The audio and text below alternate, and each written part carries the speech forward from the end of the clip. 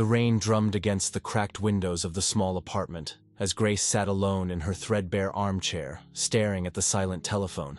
For 3 years it hadn't rung once. Not on her birthday, not on Christmas, not even when she'd fallen down the stairs and spent 2 weeks in the hospital with a broken hip. Her daughter Sarah had made it clear the last time they spoke. "I'm done, Mom. Done with your complaints, done with your neediness, done with pretending we're a family." The line had gone dead, leaving Grace with nothing but the echo of words that cut deeper than any physical wound. At 74, Grace had become invisible to the world. The young cashier at the corner store looked through her as if she were made of glass. Her neighbors hurried past her door, their footsteps quick and purposeful, while hers had grown slow and uncertain. Even her own reflection seemed to mock her, a woman whose best years were nothing but faded photographs gathering dust on forgotten shelves. Apartment building where she'd lived for 40 years was scheduled for demolition. The notice had come 3 months ago, stark and official, giving her 60 days to find somewhere else to go. But where could she go with no one to help her? No one to care whether she lived or died. The other tenants had already moved out, leaving her as the last holdout in a building that creaked and groaned, like her aging bones. Grace pulled her thin shawl tighter around her shoulders as she remembered the days when this place had been filled with life. When Sarah was small, they'd baked cookies in the tiny kitchen, leaving flower handprints on every surface. The walls had echoed with laughter then, with bedtime stories and whispered secrets. Now those same walls seemed to press in on her, heavy with loneliness and regret. The social worker who'd visited last week had been kind but clinical. "Mrs. Henderson, you really should consider the assisted living facility. You can't stay here much longer, and frankly, you don't seem to have many options." The woman's smile had been professional, practiced, the same smile she probably gave to every elderly person who'd outlived their usefulness to society. Grace had nodded politely, but inside she'd been screaming. She wasn't ready to be warehoused with other forgotten souls, waiting for death while watching game shows and eating pureed meals. She still had her mind, still had her memories, still had— What? What did she have left? That evening, as Grace sat in the growing darkness of her apartment, she heard voices in the hallway. The building manager was showing the space to potential buyers, their voices echoing in the empty corridor. "Great bones on this place," one of them was saying. "Perfect for luxury condos once we gut it completely." They were talking about erasing everything, not just the building, but every memory it held. Soon, there would be sleek apartments where young professionals would live, never knowing that Mrs. Henderson from 4B had once taught Sunday school here, or that little Sarah had taken her first steps in the living room that would become someone else's walk-in closet. Grace closed her eyes and let the tears fall freely. She'd spent her whole life being ordinary. An ordinary wife to an ordinary man, an ordinary mother to a daughter who'd grown up to see her as nothing more than a burden. She'd worked ordinary jobs, lived an ordinary life, and now she was facing an ordinary death, alone, unmourned, quickly forgotten. The apartment felt smaller than ever as she shuffled to her bedroom. The mattress sagged under her weight, a crater worn by decades of restless nights. Above her head, she could hear the rain pattering against the roof, seeping through loose shingles into the attic space she'd never bothered to explore. The landlord had mentioned it once, some storage space up there that came with the apartment, but Grace had never had reason to climb those rickety stairs. As she lay in the darkness listening to the rain, Grace wondered if anyone would even notice when she was gone. Would they find her days later, weeks later? Would Sarah even come to the funeral? Or would Grace join the ranks of the unmourned, buried in an unmarked grave by the state? The thought should have terrified her, but instead, it brought a strange kind of peace. Maybe being forgotten was just another part of growing old. Maybe this was simply how ordinary lives ended, not with drama or significance, but with the quiet closing of a door that no one was waiting behind. But as Grace drifted toward sleep, something nagged at her consciousness. A memory from long ago, from the early days when she and her late husband David had first moved into this apartment. He'd mentioned something about the attic, something important. But the memory remained just out of reach, like trying to catch smoke with her bare hands. The rain continued to fall, and Grace continued to remember. The next morning brought gray skies and a persistent chill that seemed to seep through the walls. Grace woke with a start, her dreams filled with fragments of voices she hadn't heard in decades. David's laugh, Sarah's childhood giggles, her own voice, younger and stronger, singing lullabies in this very room. She shuffled to the kitchen to make her morning tea, the routine as automatic as breathing. One bag, steeped for exactly 3 minutes, a teaspoon of honey she could barely afford. As she waited, her eyes drifted to the ceiling where a water stain had appeared overnight, spreading like a brown flower across the white paint. The stain reminded her of something, though she couldn't quite place what. She found herself studying it as she sipped her tea, tracing its irregular edges with her eyes. It was then that she noticed something else. A thin line in the ceiling that she'd never seen before. Not a crack, but something that looked almost deliberate. Grace set down her cup and moved closer, squinting up at the mark. It ran in a perfect rectangle, barely visible unless you knew where to look. Could it be a panel? An access point to the attic she'd never explored? The thought sent an unexpected surge of energy through her tired body. In all her years in this apartment, she'd never once wondered what might be hidden above her head. David had handled all the maintenance, all the exploration. After he died 15 years ago, Grace had simply existed within the spaces she knew, never venturing beyond the familiar boundaries of her small world. But now, faced with losing everything, curiosity bloomed in her chest like a flower finding sunlight. What had David hidden up there? He'd always been secretive about some things, disappearing for hours at a time with projects he claimed were surprises. Grace had assumed they were gifts. A new dress for her birthday, a piece of jewelry for their anniversary. Simple things for their simple life. The building manager had left a stepladder in the hallway weeks ago, abandoned by the previous tenants. Grace had watched him struggle with it, cursing as he tried to fix a broken light fixture. Now she found herself standing in front of that same ladder, her heart pounding with something she hadn't felt in years, anticipation. It took her 20 minutes to drag the ladder into her apartment, stopping every few steps to catch her breath. Her neighbors would have laughed if they could see her now. A 74-year-old woman playing explorer in her own home. But there were no neighbors left to laugh, no one to witness this moment of rebellion against her orderly, predictable existence. Setting up the ladder beneath the mysterious panel proved even more challenging. Grace's hands shook as she positioned it, checking and rechecking its stability. The climb up seemed impossibly high, each rung a mountain to conquer. But something drove her forward. A need to know, to discover, to find meaning in the final chapter of her unremarkable life.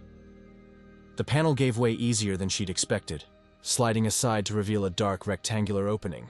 Cool air rushed down, carrying with it the musty scent of years and secrets. Grace fumbled for her phone's flashlight, a feature Sarah had shown her during one of their last civil conversations. The narrow beam revealed rough wooden beams and shadows that seemed to dance in the limited light. But there was something else. Shapes that didn't belong in an empty attic. Boxes, several of them, stacked neatly against the far wall. Grace's heart hammered as she pulled herself up into the cramped space, her knees protesting against the rough wooden floor. Decades of dust motes danced in her phone's light as she crawled toward the boxes. Each movement sent clouds of forgotten time swirling around her, making her cough and tear up. The first box she reached was smaller than the others, wrapped in what had once been a blue tarp. Her fingers trembled as she pulled away the covering, revealing a cardboard container marked in David's familiar handwriting. For Grace, when the time comes. The simple words hit her like a physical blow. David had been gone for 15 years, but here was a message from beyond the grave, waiting patiently in the darkness above her head.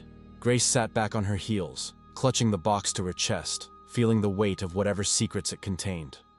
Around her, the attic stretched into shadows, holding more mysteries. More boxes, some large enough to require both hands to lift.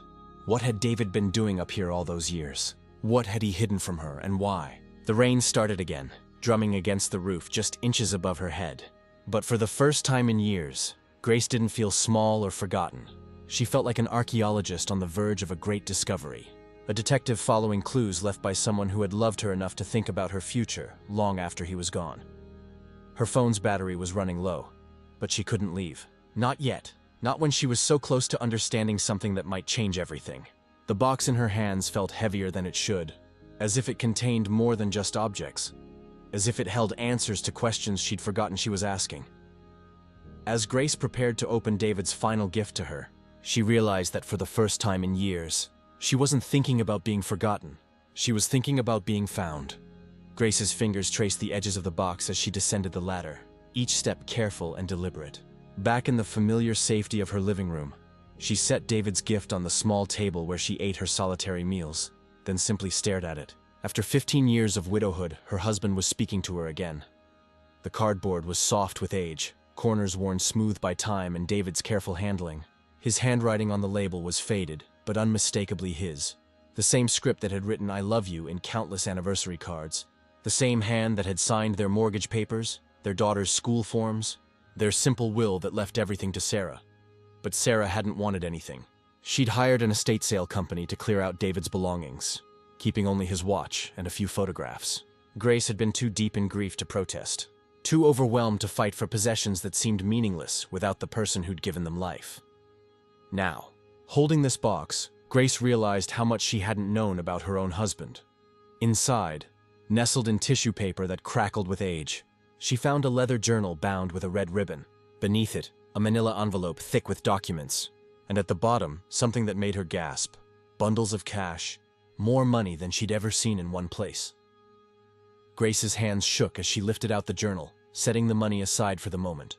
The leather was soft and worn, like a favorite book read countless times. She untied the ribbon with reverence, feeling as though she were unwrapping David's soul. The first page was dated 3 years before his death. "My dearest Grace, if you're reading this, then I'm gone and you've finally found what I've been preparing for you. I know you're probably angry that I kept secrets, but please understand. Everything I did was to protect you, to give you choices when the time came to make them." Grace's vision blurred as she read his familiar words, hearing his voice as clearly as if he were sitting beside her. She turned the page, finding entry after entry detailing David's hidden life, a life she'd never suspected. "Grace always thought I was just a simple maintenance supervisor at the factory," he'd written. "She never knew about the investments I'd been making since our first year of marriage. Every overtime dollar, every bonus, every penny I could spare without her noticing, I put it all away. Not because I didn't trust her, but because I knew she'd worry. She'd insist we spend it on Sarah's education or a nicer apartment or a vacation we couldn't really afford." Page after page revealed David's secret financial life. Small investments that had grown over decades, stocks purchased with pocket change that had multiplied beyond imagination, real estate bought and sold in distant cities that Grace had never heard him mention. Her simple, ordinary husband had been building an empire in silence. By 1998, one entry read, "The portfolio hit its first million." I wanted to tell Grace then, to see her face when she realized we'd never have to worry about money again. But she was so happy with our simple life, so content with our little rituals and quiet evenings. I was afraid that wealth might change us, might make her question whether I'd been lying about other things too. Grace set the journal down, her mind reeling. $1 million? In 1998? That was 7 years before David died, which meant she grabbed the envelope with trembling fingers, pulling out investment statements, bank records, and property deeds. The numbers swam before her eyes, too large to comprehend. $1.5 million. That's what the final statement showed, dated just a week before David's heart attack. $1.5 million that had been sitting in various accounts and investments for 15 years, growing even in death. "The lawyers handling the estate don't know about these accounts," David had written in his final entries. "I set them up under a trust that only activates if something happens to our primary assets, or if you're ever in real need. I knew Sarah would take care of you if I died. Knew she'd make sure you were comfortable. But if something went wrong, if you were ever truly alone, this would be here waiting. Sarah." Grace's heart clenched as she read about David's faith in their daughter, his certainty that she would be the loving, devoted child they'd raised. He'd had no way of knowing that Sarah would grow bitter and resentful, that she'd see her mother as a burden rather than a blessing. Grace found herself laughing through her tears, not from joy, but from the cosmic absurdity of it all. Here she'd been, grieving her ordinary life, accepting her fate as a forgotten woman with no resources and no options, all while sitting on enough money to live comfortably for the rest of her life, to help others, to matter in ways she'd never imagined possible. The rain had stopped while she read, and afternoon sunlight streamed through her windows, illuminating the cash bundles on her table. Even this small portion, maybe $20,000, was more than she'd ever seen at once. But it was nothing compared to what waited in those accounts, those investments that David had tended like a secret garden for decades. At the bottom of the envelope, Grace found keys, 3 of them, each labeled in David's careful handwriting. One for a safety deposit box, one for a storage unit across town, and one that simply said, "Attic, box near 7. Grace looked up at the ceiling, at the panel she'd closed after retrieving this first treasure. There were more boxes up there, more secrets waiting to be discovered. But already she felt overwhelmed. transformed by knowledge that changed everything she thought she knew about herself, her marriage, and her possibilities. She was not a forgotten woman with no resources. She was not ordinary or insignificant. She was the secret keeper of David's lifetime of love and planning, the inheritor of dreams he'd nurtured in silence for 40 years of marriage. For the first time in years, Grace smiled. The safety deposit box key felt heavy in Grace's palm as she stood before the imposing marble facade of the bank downtown. She'd taken 3 buses to get here, clutching David's journal and documents like precious cargo. The young teller who'd helped her looked skeptical when Grace presented the key and identification. Surely this frail, ordinary-looking woman couldn't be connected to an account containing such substantial assets. But the records didn't lie. Box 847 had been rented for 22 years under a trust bearing both their names, with Grace listed as the sole beneficiary upon David's death. The bank manager, a woman about Sarah's age, treated Grace with sudden deference once the computer confirmed her identity. "Mrs. Henderson, we've been hoping you'd come in," the manager said, her tone warm with newfound respect. "The trust has been accumulating quite substantial returns over the years. We'll need to discuss your options for managing these assets." Assets. Grace almost laughed at the word. 3 days ago, her biggest asset had been a broken-down coffee maker and a collection of romance novels from the library's discard pile. Now she was being ushered into a private room to discuss managing her portfolio. The safety deposit box revealed more treasures, rare coins that David had collected, a string of pearls that had belonged to his grandmother, and stock certificates for companies Grace had never heard of, but that had apparently made her quite wealthy. But it was the letter tucked beneath everything else that brought tears to her eyes. "My darling Grace," it began. "If you're reading this, then you've discovered my secret life as your financial guardian angel. I hope you can forgive an old man for his deceptions. Every day for 40 years, I woke up thinking about how to make sure you'd never want for anything. You gave me a daughter, a home, and a love that made every sacrifice worthwhile. This money is my way of saying thank you for a lifetime of quiet happiness." The letter went on to explain each investment, each decision made with Grace's future security in mind. David had researched companies like a detective, choosing stocks and businesses that served basic human needs: food, shelter, healthcare. "I didn't want to gamble with your future," he'd written. "So I invested in things people would always need, companies that would still matter when we were old." His strategy had worked brilliantly. The boring, practical investments had grown steadily for decades, compounding into wealth that seemed almost fictional to Grace. But more than the money, it was the love behind every decision that overwhelmed her. David had spent 40 years thinking about her future, planning for contingencies she'd never considered, loving her in ways she'd never recognized. The storage unit held physical remnants of David's secret life, file cabinets full of research, boxes of financial records, and items he'd apparently purchased as investments, vintage furniture that was now worth a fortune, artwork by unknown artists who had since become famous, first edition books he'd bought for $50 that were now worth thousands. But it was the final room in the storage unit that broke Grace's heart completely. David had created a workshop there, complete with tools and a comfortable chair. On the workbench sat dozens of small wooden boxes, each one hand-carved and labeled with a date.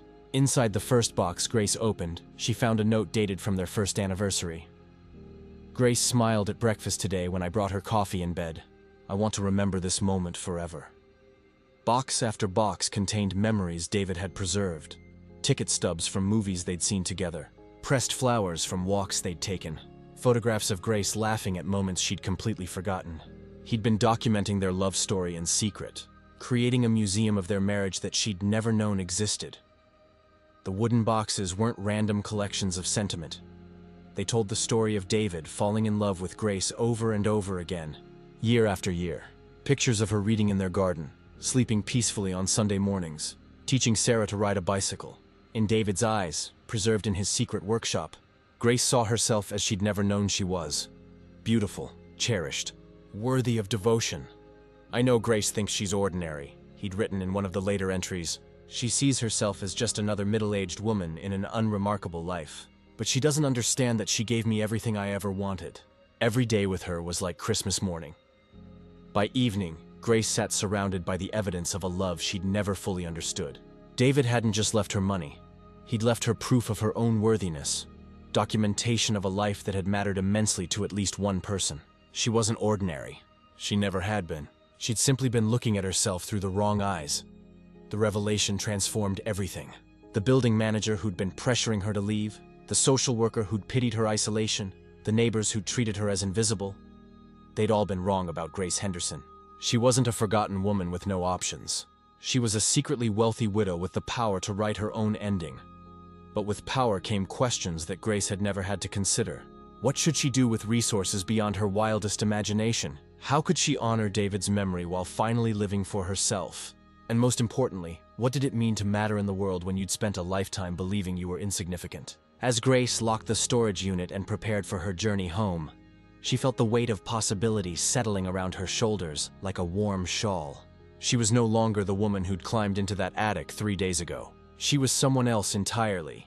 Someone with choices, with power, with the ability to surprise everyone who'd written her off, including herself. Grace stood in the empty apartment building's lobby, watching through the cracked windows as the demolition crew prepared their equipment outside. In 3 hours, they would begin tearing down the place she'd called home for 40 years. But Grace wasn't running anymore. She wasn't hiding or accepting whatever fate others decided for her. She was rewriting the story entirely.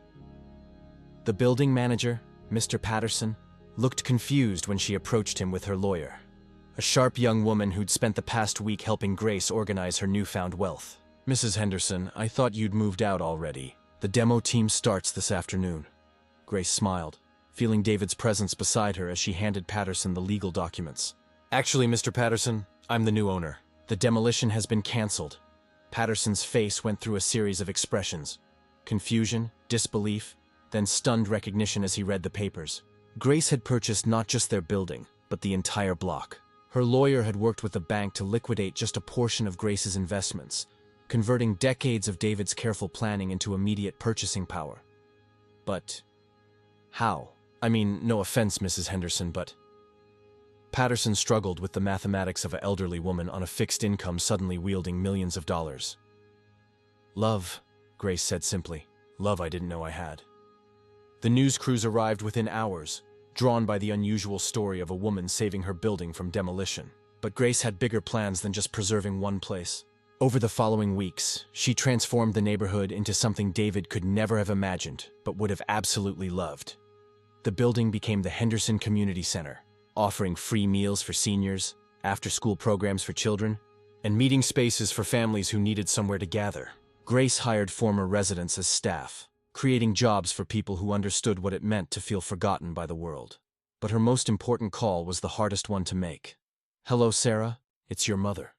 The silence on the other end stretched so long that Grace wondered if the line had gone dead. Finally, Sarah's voice came through, tight with familiar irritation. "Mom, I told you not to call. I don't have time for this. I know, sweetheart. I know you think I'm just a burden, just another problem you don't want to deal with. But I called to tell you something important." Grace took a deep breath, choosing her words carefully. "I forgive you." "You forgive me?" Sarah's laugh was harsh. "Mom, you're the one who—" "I forgive you for not knowing who your father really was," Grace continued gently. "I forgive you for not understanding the kind of love that plans for 50 years in the future. I forgive you for seeing me as ordinary when I was actually extraordinary. I just didn't know it yet." Grace could hear Sarah crying now, the anger cracking to reveal the pain beneath. "Mom, I'm so sorry. I've been so angry about Dad dying, about feeling trapped by responsibility, about being human," Grace finished. "About being young and scared and overwhelmed. I understand, baby. I understand everything now." The conversation that followed lasted 3 hours, spanning decades of misunderstanding and hurt. Sarah learned about her father's secret life, about the love that had been protecting their family even from beyond the grave. But more importantly, she rediscovered the mother she'd forgotten, not the needy, complaining woman she'd been avoiding, but the strong, loving person who'd raised her with infinite patience and devotion. 6 months later, Sarah moved back to the city, not out of obligation, but out of genuine desire to be part of her mother's new life. She brought her own children, grandchildren. Grace had barely been allowed to know, and they filled the community center with laughter that echoed the sound of Sarah's childhood in that same building. The Henderson Foundation, established with the bulk of David's investments, became a model for supporting forgotten members of society. Grace funded programs for isolated elderly people, for single mothers struggling to make ends meet, for children who needed someone to believe in their potential. Every dollar David had saved became a tool for creating the kind of community he'd always dreamed of living in. Grace never moved to a fancier apartment or bought expensive things she didn't need. She remained in her same small space, now renovated and warm, surrounded by friends and family and purpose. But she wore her pearls every day, the ones David's grandmother had left, the ones that had waited in that safety deposit box for decades. They reminded her that love, like pearls, grows more beautiful with time and patience. On the anniversary of finding David's secret, Grace stood in the attic that had changed everything. It was now a bright, clean space filled with the wooden boxes David had made, each one a precious memory preserved for future generations. But she'd added new boxes too, memories of the year since. David's final gift had transformed her life. The local newspaper wanted to do a feature story about the woman who'd gone from forgotten to philanthropist overnight, but Grace declined. She understood now that the most powerful transformations happen quietly, in the spaces between what others can see and what actually matters.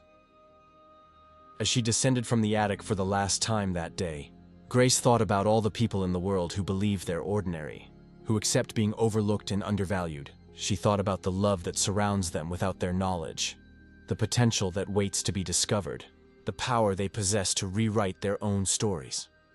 Grace Henderson had learned the most important truth of all. No one is ordinary who has ever been loved, and no one is forgotten who chooses to remember others. The greatest treasures aren't hidden in attics or safety deposit boxes. They're hidden in the quiet moments of daily love, in the patient building of a life that matters, in the faith that someone, somewhere, sees our true worth even when we cannot see it ourselves. And sometimes, if we're very lucky, we get the chance to discover just how extraordinary our ordinary lives have always been. What treasures have you overlooked in your own life? What love have you failed to recognize? Share your thoughts in the comments below, and don't forget to subscribe for more stories that remind us that every life holds infinite potential for transformation.